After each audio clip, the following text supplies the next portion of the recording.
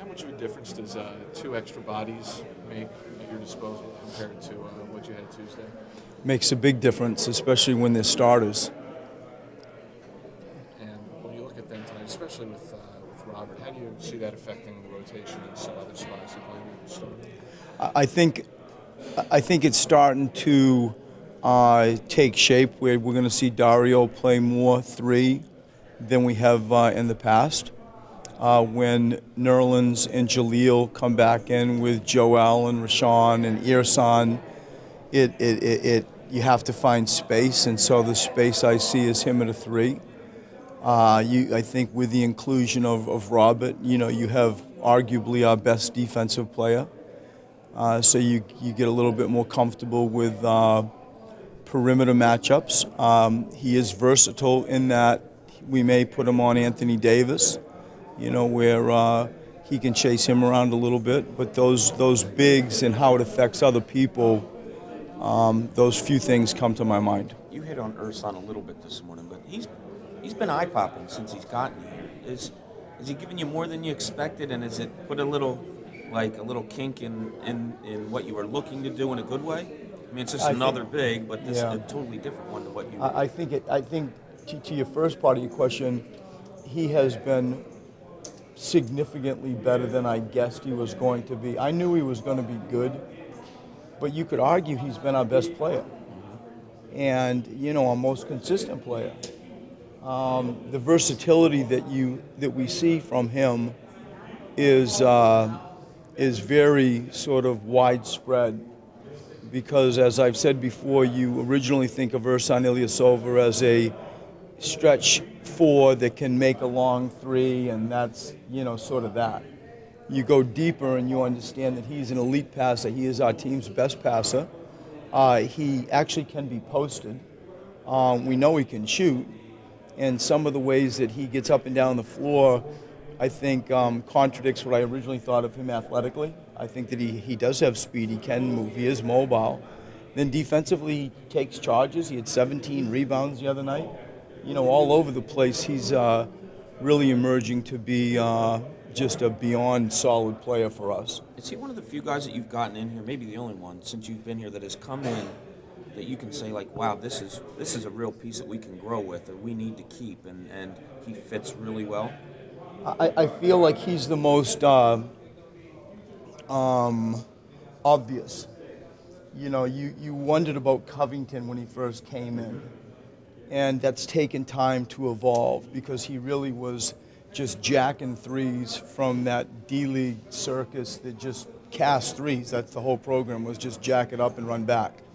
And he had that, background, and then he started like being a whole basketball player.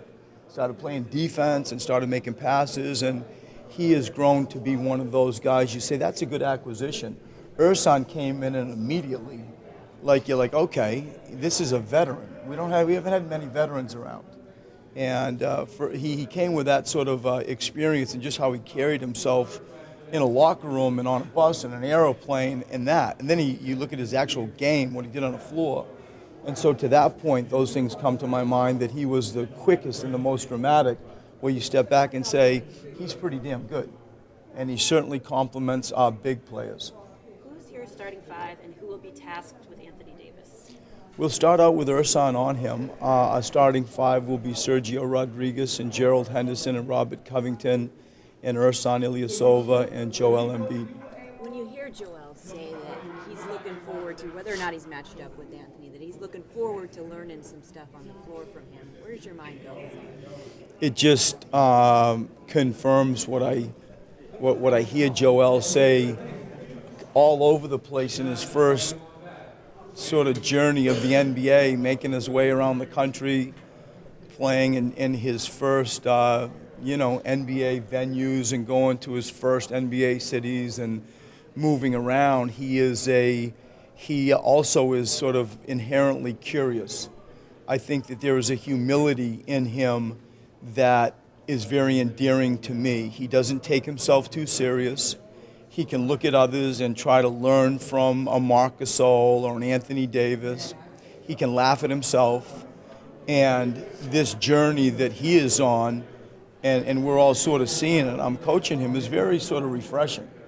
And I think just the desire to improve with whatever lessons that might be, and him being curious and open to learning from whoever he can learn from, I just think is very sort of refreshing. And it's part of what makes him, I think, give him a chance to be great.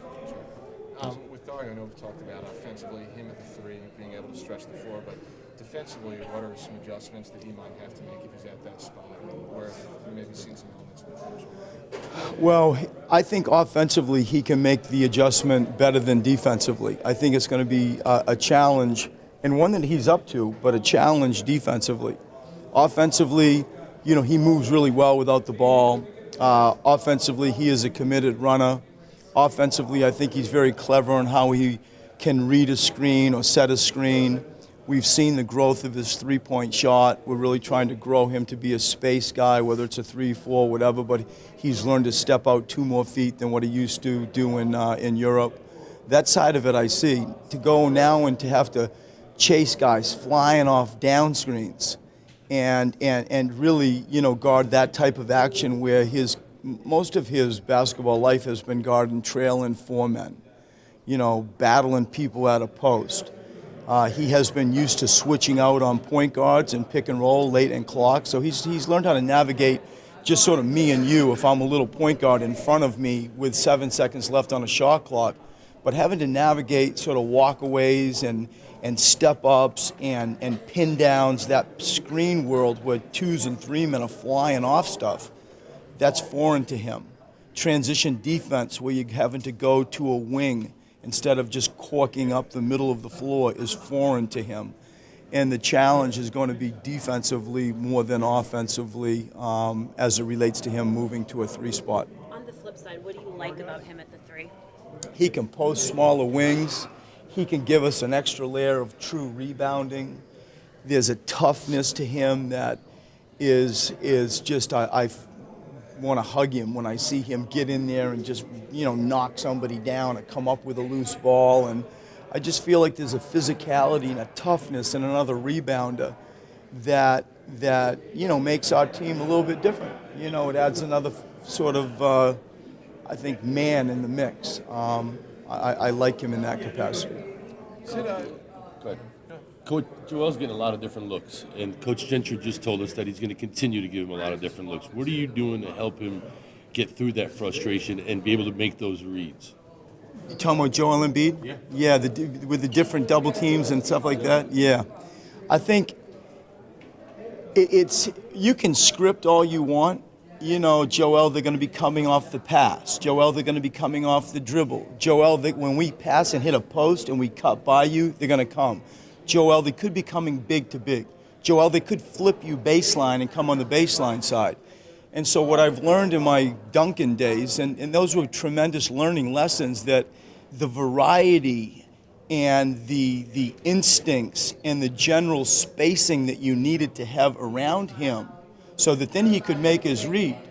And then you start understanding, rarely does somebody do something on one play, then the next play they do something, then the next play they do something. To feel the gym, to feel the obvious scouting report, to understand if they're coming, say, from the top, well, where are your outlets? And for him to participate in his own rescue, where he can talk to his teammates and quarterback the gym from that angle. And so I put it a lot on him to, you know, steer our ship, because if you give him spacing initially, then you have to read to what the game tells you. You can't, like, predict it all.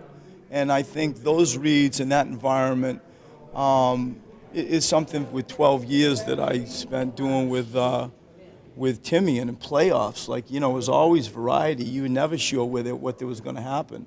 Those things, I think, are some of the things we're working with him on.